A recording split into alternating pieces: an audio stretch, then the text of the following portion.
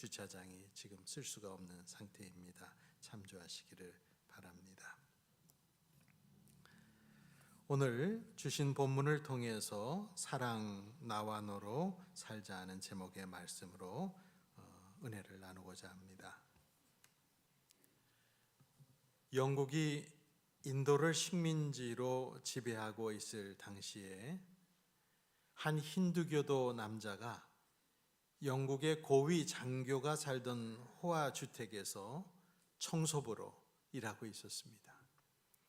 어느 날 그 장교의 부인이 오이 샌드위치와 진 토닉을 마련하고서 고위층 귀부인들을 초대해서 파티를 열 참이었는데 청소부가 그때까지 도착하지를 않았습니다.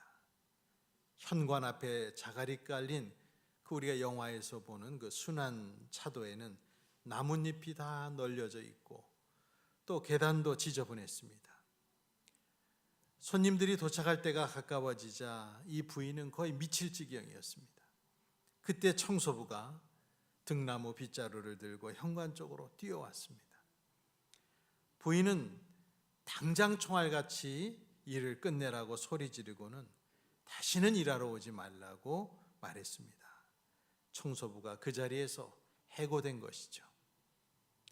그 힌두교도는 이마가 땅에 닿도록 허리를 굽히고는 깊이 사과했습니다. 그 전날 밤 아들이 죽었기 때문에 힌두교식 절차를 따라 조치를 취하느라고 늦었노라고 말을 했습니다. 그 순간 그 부인은 난생 처음으로 이 남자에게도 가족이 있고 자기처럼 고통과 기쁨과 승리와 비극을 느낄 줄 아는 한 인간임을 그 순간 느끼게 되었습니다. 그때까지만 해도 그는 한낱 청소부에 불과했고 그저 유용한 물건처럼 대했기 때문입니다.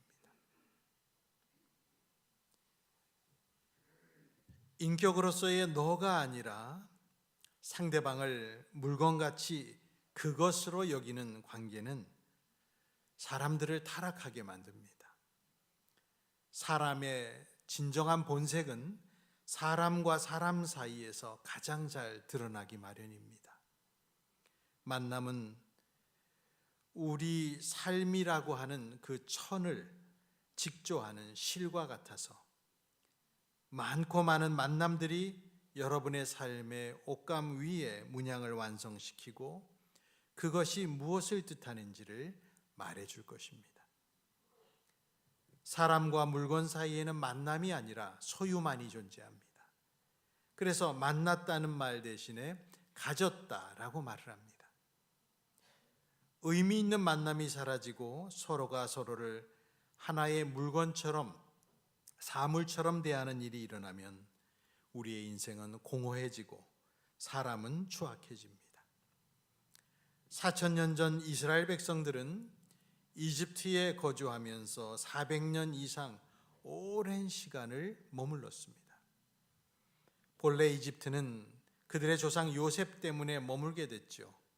이집트에 팔려가 종의 신분에서 일약 총리 대신에 자리까지 오르고 왕의 총애를 받던 요셉 덕분에 요셉의 아버지와 그 형제들이 이집트 땅에 이주 와서 우대받고 살기 시작했던 것이죠.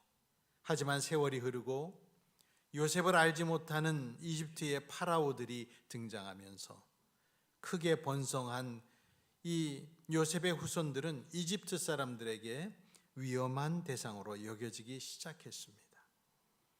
이집트의 왕들은 그때부터 이스라엘 자손을 종과 노예로 삼아 학대하며 대규모 건축 사업에서 일회용 도구처럼 사용하기 시작했습니다.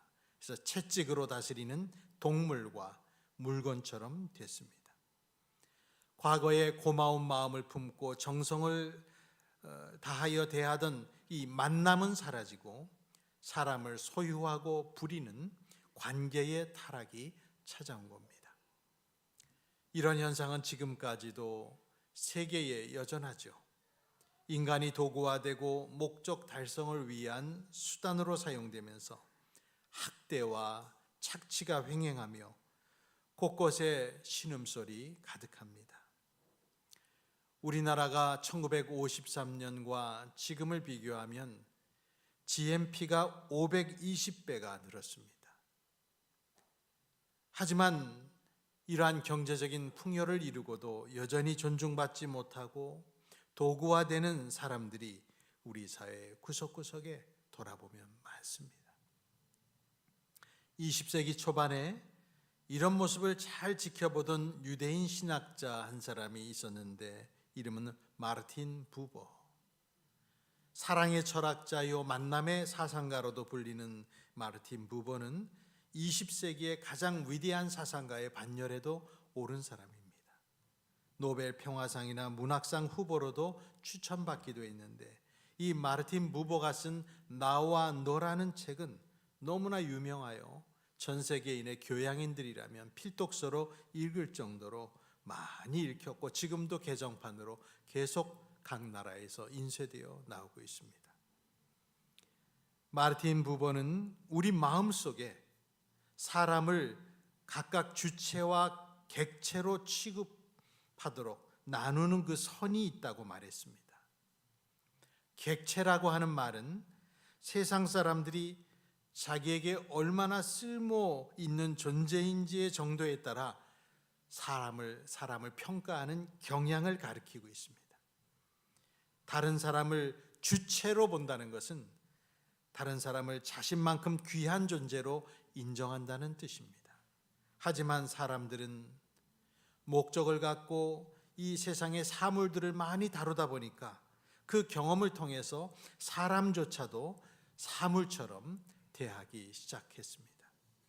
쓸모를 먼저 생각하고 평가하는 이 객체로 대하게 됐다는 것이죠. 인간이 소외되고 물건처럼 취급되는 바로 객체화가 일어났습니다. 하나님께서는 인간을 사물처럼 여기는 것을 미워하시는 분입니다. 모든 학대와 착취와 혐오와 미움과 폭력이 있는 곳에서 인간은 언제나 물건처럼 여겨졌죠. 객체화되고 사물화되어서 인격의 고귀함과 특성이 배제되고 이 사람을 이용할 수 있는지 없는지, 유용한지 아닌지, 능력이 있는지 없는지로 구분이 됩니다. 여러분 잘 돌아보면 우리 자신이 그런 성향과 경향이 농후합니다. 자신이 필요로 하는 사람을 위해서는 얼마든지 여러분들은 시간을 내줄 수 있지만 내가 원하는 것을 전혀 갖고 있지 못한 사람에게는 할애할 시간이 전혀 없습니다. 우리가 누군가를 바라볼 때 어떤 딱지를 붙여서 그 사람을 제외시키고 소외시키고 그 사람을 별 수 없는 한심한 존재로 여기며 마음으로 밀어낸다면 그것이 바로 상대방을 객체화시키는 것입니다. 상대방을 나와 같은 고귀한 인격을 가진 주체적 존재로 보지 않고 그냥 하나의 대상, 괴짜 인간, 특이한 존재, 별종 그렇게 여기는 것이죠. 나의 문화권에 속하지 않은 외국인들과 또 다른 종교를 가진 사람들을 대할 때도 그런 일은 자주 일어나고 아직 하나님을 알지 못하는 믿지 않는 사람들을 만날 때도 이런 일이 일어납니다. 우리는 그러면서 성경 말씀을 잊어버립니다. 구약 성경 레위기 19장의 내용, 존재를 의외로 많은 사람들이 모르고 있습니다. 내 이웃 사랑하기를 네 자신같이 하라. 원수를 갚지 말라는 이 말씀이 있음을 전혀 기억하지 못하는 분들이 있습니다. 레위기 19장 18절 말씀에 원수를 갚지 말며 동포를 원망하지 말며 내 이웃 사랑하기를 네 자신같이 사랑하라. 나는 여호와이니라 라고 기록됩니다. 레위기 19장의 그 이어지는 내용들은 우리 곁에 있는 인간들에 대한 긍휼과 자비의 마음을 요청하는 내용들이 나옵니다. 이웃들 중에 가난하고 미약한 사람들을 위하여 추수밭에 곡식을 다 거두지 말아라. 떨어진 이삭을 싹쓸이 다 남김없이 줍지 말아라. 포도원의 열매들도 다 따지 말고 떨어진 열매는 가난한 사람이 먹게 하고 너희들 가운데 거류하는 그 나그네들을 위해서 남겨둬라 하셨습니다. 그리고 도둑질과 거짓말을 11절에 보면 금하시고 이웃을 억압하고 착취하지 말라 말씀하시고 일용직 노동자의 임금 지급을 미루고 다음 날로 넘기지 말라 엄히 명령하셨습니다. 장애인을 놀려먹고 혐오하지 말라 하시며 재판정에서 공정하지 않게 누군가의 편을 들고 재판하지 말고 또한 사람들 속에 돌아다니며 다른 사람의 명예를 훼손하는 그 비방하는 말을 하지 말고 이웃의 생명을 위태롭게까지 하면서 이익을 보려고 하지 말라 16절에 말씀하셨습니다. 동족을 미워하는 마음 품지 말고 앙심을 품지 말고 원수를 갚지 말라 하셨습니다. 그리고 마침내 18절에 네 이웃 사랑하기를 네 자신같이 사랑하라 라고 하셨습니다. 자기 이웃을 자기 몸처럼 아끼는 것이야말로 하나님이 원하시는 진정한 거룩의 길이요 하나님이 바라시는 삶의 길임을 아주 또렷하게 새겨주셨습니다. 마르틴 부버의 눈으로 보면 이러한 하나님의 계명들은 인간의 객체화, 대상화, 도구화를 막는 사랑의 방법들입니다. 이 방식들을 철저하고 영구적으로 시행하도록 하나님은 구절구절을 말씀해 주신 끝에 나는 너희의 하나님 여호와니라고 귀에 못이 박도록 반복해서 말씀해 주셨습니다. 여호와 하나님을 믿는 사람이라면 꼭 그렇게 해야 한다는 당위성을 거듭 확인해 주신 것입니다. 맞습니다. 사랑이라는 자칫 추상적으로 보이는 가치는 우리들이 살아가는 삶의 현장 속에서 사람을 대상화하고 물건처럼 대하고 객체화하려는 유혹에서 벗어나고자 하는 그 분투 속에 마침내 도달하는 게 사랑 아닌가 생각합니다. 모든 사람을 하나님이 만드신 하나님의 형상을 지닌 한 동료로서 그리고 생의 동반자로서 대하도록 하나님은 율법을 통해 강제하셨습니다. 언제부턴가 우리 교회에 주중에 찾아오는 분이 계셨는데 60대 중후반의 한 남성입니다. 반신불수가 된 몸을 끌고 천천히 움직여서 교회 저쪽 입구를 가파르니까 가장 덜 가파른 쪽으로 빙 둘러서 들어와서 장애인 보행로로 교회를 들어오십니다.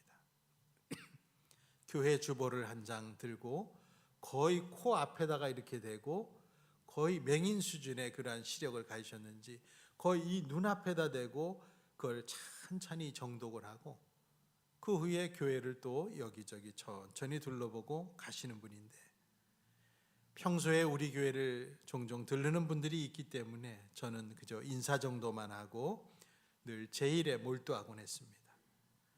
그렇게 한 번, 두 번 계속 찾아와서 똑같은 행동을 반복하고 주보를 정독하고 가는 그분을 제가 마음속에서 소외시키고 있는 것을 제가 발견하고 느꼈습니다. 부끄러운 마음이 밀려왔습니다.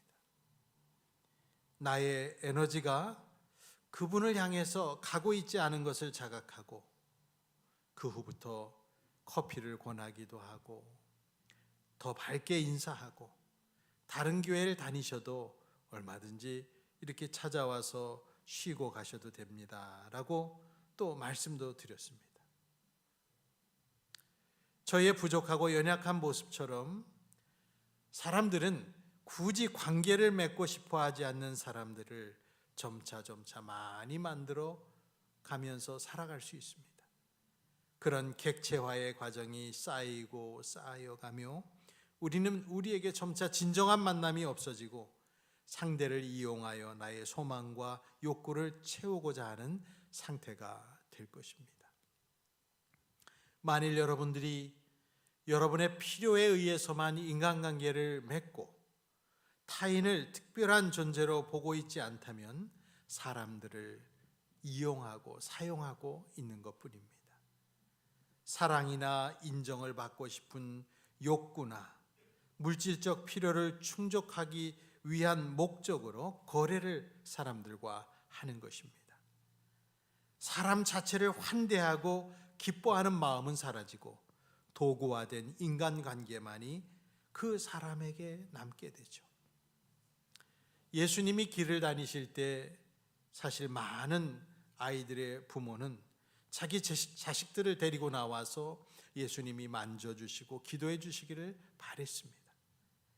그러나 그때마다 예수님 제자들은 어떻게 했습니까? 꾸짖고 그리고 쫓아내기 일쑤였습니다. 그뿐 아니라 제자들 무리와 함께 다니지 않으면서도 예수님 이름으로 귀신을 쫓아내는 사람을 목격하고 하지 마라 라고 금지를 시켜버렸습니다. 그러나 그때마다 예수님은 제자들에게 뭐라 하셨습니까? 금하지 말아라. 아이들이 내게 오는 것도 금하지 말고 우리를 따르지 않는 사람이라고 내 이름으로 귀신을 쫓는 것 하지 말라는 금지를 너희들은 하지 말아라 하셨습니다. 내 생각과 일치하고 필요에 부합하고 내 삶의 가치와 동일할 때만 나를 허용하는 허락은 예수님이 바라시는 사랑은 아닙니다. 예수님은 산상수훈을 통해 일찍이 말씀하시기를 자기를 사랑하는 자를 사랑하는 게 그게 뭐가 대수겠느냐. 자기를 사랑하는 자를 사랑하는 것은 너희들이 그렇게 멸시하는 저 세리들도 다 그렇게 살고 있다, 하고 있다.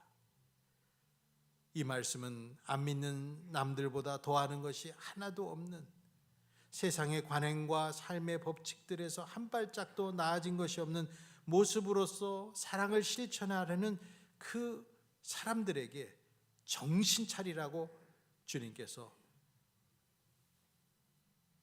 회초리로 내리치신 것과 같습니다. 주님은 제자들에게 말씀하셨죠. 요한복음 15장 12절에 내 계명은 곧 내가 너희를 사랑한 것 같이 너희도 서로 사랑하는 이것이니라. 15장 17절에 내가 이것을 너희에게 명함은 너희로 서로 사랑하게 하려 함이라. 현대적인 번역인 메시지라는 번역을 보면은 요한복음 15장 17절을 번역하길 그러나 기억하여라 핵심 계명은 이것이다. 서로 사랑하여라. 이렇게도 번역했습니다. 그리고 여러분, 이러한 사랑 중에 최고의 사랑이 무엇이라고 예수님 말씀하셨냐면 친구를 위해 목숨을 버리는 것이다. 요한복음 15장 13절 말씀에 사람이 친구를 위하여 자기 목숨을 버리면 이보다 더 큰 사랑이 없나니. 이 말씀대로 주님은 우리를 위해서 목숨을 내어주심으로 가장 큰 사랑을 보여주셨습니다. 예수님은 또한 제자들을 종처럼 대하지 않고 오늘 성경에 보니까 나는 너희를 친구처럼 대한다. 우리를 하나님 나라를 위한 하나의 소모적 도구가 아니라 하나님의 형상을 품은 자녀로 보셨다는 것입니다. 서로가 사랑하는 것, 예수님이 우리를 사랑하신 것처럼 우리도 서로 사랑하는 것을 예수님은 다른 구절인 요한복음 13장 34절에 새 계명이라고 부르셨습니다. 새 계명을 너희에게 주노니 서로 사랑하라. 사랑은 여러분 알다시피 이렇게 구약 성경에도 있고 성경의 핵심 구절인데, 그렇다면 새 계명이 진정한 새로운 계명은 아닐 겁니다. 주님이 말씀하신 이 새롭다라는 말은 전에 이런 말을 들어본 적이 없기 때문에 붙인 말은 아닐 것입니다. 새로운 계명이라 하신 이유는 새로운 방식, 사랑의 깊이와 관계되기 때문이죠. 내가 너희를 사랑한 것 같이 새로운 관계, 새로운 방식, 우린 그렇게 서로를 사랑하도록 주님이 내가 새로운 계명을 주겠다 하셨습니다.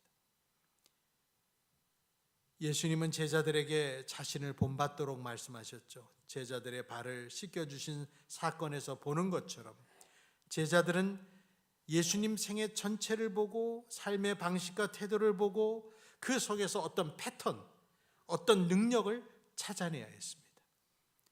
다른 사람 발을 씻겨주려면 우리는 자신이 종에 불과하다는 생각을 꼭 품어야 됩니다. 예수님은 우리들이 그렇게 서로 사랑하면 그걸 보고 사람들이 저 사람들이 예수의 제자구나 하는 것을 알 것이라고 요한복음 13장 35절에 말씀했습니다. 너희가 서로 사랑하면 이로써 모든 사람이 너희가 내 제자인 줄 알 것이다. 세상에 흩어진 수많은 기독교인들이 서로가 서로를 아끼고 사랑할 때 사람들은 그 모습을 보고 예수 제자구나 라는 것을 알게 될 것이라는 말씀입니다. 이 말씀 앞에 부끄럽습니다. 지금은 반대가 된 것 같습니다. 기독교인들이 다투고 싸우고 분쟁하고 교회가 분열되고 여러 가지의 불법들과 부끄러운 일들이 난무할 때 역시 기독교인이구나. 사람들은 그걸 보고 개독교라고 부르고 기독교인의 모습은 서로 싸우는 것, 그리고 이기적으로 사는 것, 말만 많은 것. 그래서 우리는 의도하지 않았지만 이제 세상은 우리가 서로 사랑하는 것을 보고 예수의 제자들이라는 것을 그렇게 등식을 갖지를 못하고 있습니다. 영국의 신학자 한 분은 주님의 이 도전적인 말씀을 보면서 회개했습니다. 그는 회개하며 말하기를 우리는 복음을 자신의 다양한 문화의 무기로 전락시켰다. 우리는 복음으로 서로의 머리를 가격했고 복음으로 서로를 화형에 처했다. 우리는 서로를 너무 좁게 규정해서 그 말은 단지 너희 자존감을 높여주는 사람들을 사랑하라는 뜻이 되고 말았다라고 그 신학자는 말했습니다. 정말 마음이 찢어지는 지적이 아닐 수 없습니다. 기독교의 선교와 전도가 진행이 되면서 그걸 전하는 사람만 보이고 그 복음을 듣는 대상은 무시되고 그 사람들은 오히려 그것이 되는 객체화가 되는 그 관행들이 점점 많아지기 시작했습니다. 처음에 예화로 말씀드렸던 식민지에서 인도 사람을 종으로 부리던 영국 고위 장교의 부인은 문득 자기 집 청소부가 물건이 아니라 자기와 같은 고통과 기쁨과 승리와 비극을 느낄 줄 아는 인간임을 깨달았습니다. 전날 밤 아들이 죽고 장례 절차를 치르고 허겁지겁 청소하러 달려와 머리를 땅에 조아리고 죄송하다 말하는 한 힌두교도를 보고 깨달았습니다. 나와 너의 사이가 아닌 나와 그것에 불과한 관계에 머무른 속물적인 자신을 보게 된 것이죠. 지금 우리는 위기의 시대에 살고 있는 것 같습니다. 마르틴 부보의 말대로 우리는 정직하게 돌아보면 모두 다 남을 이용하며 살고 있습니다. 거룩하고 아름답게 포장된 많은 사이들도 그래서 하루아침에 변모할 수 있습니다. 친구를 위해 목숨을 줄 수 있는 높은 사랑의 경지는 과연 어디서 찾아볼 수 있을까요? 내가 너희를 사랑한 것 같이 너희가 서로 사랑하는 것, 그것이야말로 정말 이전에 본 적 없는 새로운 계명이 될 것임을 주님은 알려주셨습니다. 지금도 끔찍한 환경에서 사는 사람이 전 세계에 많은 것으로 보입니다. 정도의 차이야 수십 등급으로 나눌 수 있겠지만 나와 너의 관계가 희박하고 모든 것이 나와 그것으로 전락한 폭압적인 나라들, 악마적인 사회, 그런 공동체들이 많습니다. 이건 꼭 가난하다고만 그렇게 되는 것은 아닙니다. 문명국, 선진국이라고 부르는 나라들에서조차도 백주대낮에 불행을 당하는 사람이 있어도 그걸 사진이나 찍고 SNS로 중계만 하고 있지 그것에 나서는 사람들이 안 보입니다. 자신의 이익과 관계없는 일에는 야만의 행위에도 눈 감고 지나치는 일들이 너무나 많이 발생하고 있습니다. 빈곤한 여러 나라들에서는 돈을 위해 인간의 생명과 존엄과 자유가 아무렇지도 않게 무시되고 인간이 하나의 도구가 되었습니다. 경제적인 이유뿐만 아니라 종교적인 차별과 억압과 객체화로 말미암아 사람들을 공공연하게 죽이고 고문하고 억압하면서도 스스로는 명예를 지켰다라고 생각하는 악마성과 야만을 드러내고 있습니다. 우리가 항상 존경하고 경배하고 찬양하는 예수님께서는 하고자만 하면 12군단 더 되는 천사들을 동원해서 반대자들 모두를 순식간에 심판하실 수 있음에도 베드로가 손에 든 칼을 칼집에 꽂도록 명하시면서 칼을 가지는 자는 다 칼로 망하니라고 말씀하셨습니다. 대적자와 원수를 향한 예수님의 모습을 보고 우리는 배워야 하는데, 우리는 오히려 우리의 신앙을 지킨다는 명목으로 칼을 빼들고 모욕하는 자를 더 모욕하고 가만히 있지 않겠노라고 벼르는 이 결의만을 혹시 우리가 세상에 보여주고 있는 게 아닌가 조금 슬퍼집니다. 힘이 없을 때는 숨죽여 기도하고 그들을 용서해 주세요. 기도하던 사람들이 힘이 생기자 강력한 대책을 세워서 상대를 짓누르고 활개치지 못하게 수족을 자르겠다고 폭력적 성향을 보이는 것은 과연 어디로부터 온 모습인가? 우리는 스스로를 잘 돌아봐야 됩니다. 지금 현재 한국 안에서 벌어지는 이 모슬렘을 향한 적대적인 혐오의 그러한 모습을 수많은 기독교인들이 보이고 있습니다. 그리고 여러 연약한 사회 계층에 대해서도 엄청 고압적인 자세와 폭력적인 자세로 그들을 무시합니다. 오로지 남은 것은 이러한 세상의 신자유주의적인 풍토에서 능력 있는 사람은 살고 없는 사람은 죽는다는 그런 자본주의 상황에 철저한 사고방식에 익숙해져서 약자에 대한 보살핌을 갖고 있지 못합니다. 그리고 누군가가 우리 기독교를 그러한 방식으로 대하면 노발대발하고 종교 탄압이라고 우리는 말을 합니다. 모든 사람을 향하여 똑같은 잣대를 갖지 못하고 있습니다. 하나님은 죄로 가득하고 무지와 교만과 오만이 넘치는 타락한 세상이라고 해도 사랑을 거두지 않으셨습니다. 세상을 이처럼 사랑하사 아들을 죽음에 내어주시기까지 하면서 인류를 사랑해 주셨습니다. 여러분은 혹시 지금 어떤 모습이십니까? 나와 너로서 관계 맺고 살아가고 있느냐? 혹시 나와 그것의 관계만 남아 지금 외로운 단계에 들어간 것은 아닌가? 여러분이 다른 사람을 그리스도 대하듯 존귀하게 대하지 않는다면 어떻게 다른 사람을 통해 자기를 드러내시는 주님을 만나볼 수 있겠습니까? 만약 기독교가 사회에서 소외받고 무시되는 수많은 소자들, 작은 자들을 정성된 마음 없이 대하며 성경책 끼고 예배당에나 오른다면 우리는 주님의 명령을 거역하는 위선자들이 될 것이고 21세기 바리새인의 부활이 될 것입니다. 십자가를 달고 있는 교회에서마저도 인간의 소외화와 객체화가 일어나지 않기를 우리는 바라면서 우리 마음에 더 경계심을 가져야 되겠습니다. 비록 인원이 작아도 지금보다 더 깊은 마음의 교류와 정성된 사랑이 나누어지도록 마음속으로 어느 누군가에게 구제불능의 딱지를 붙이지 마십시오. 편견의 마음도 품지 말아야 되겠습니다.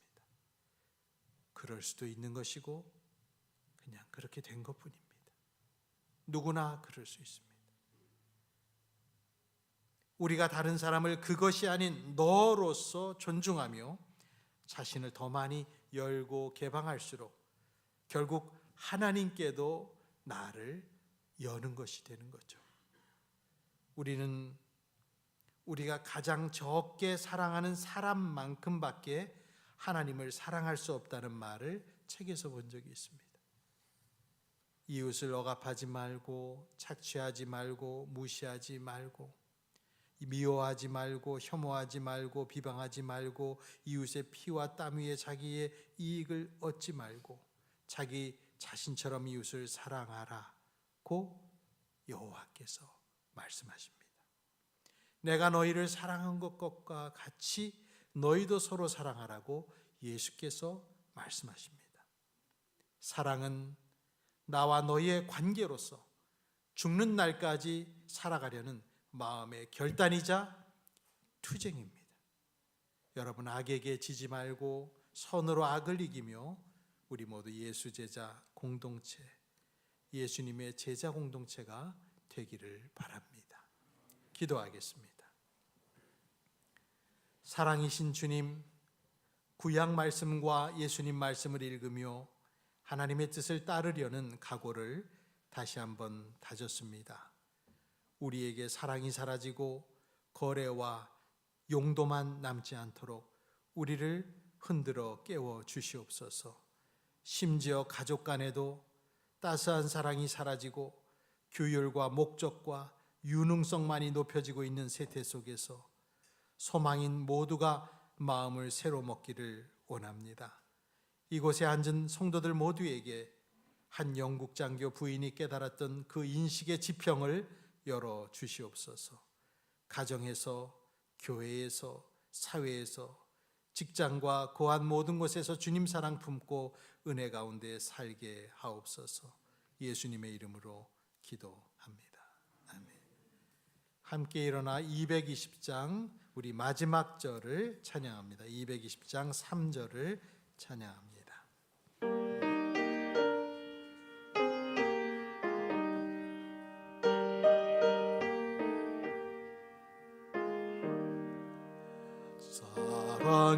사랑하는 주님 예수, 같은 주로 섬기나니 한 피바다 한 몸 이룬 형제여 친구들이요,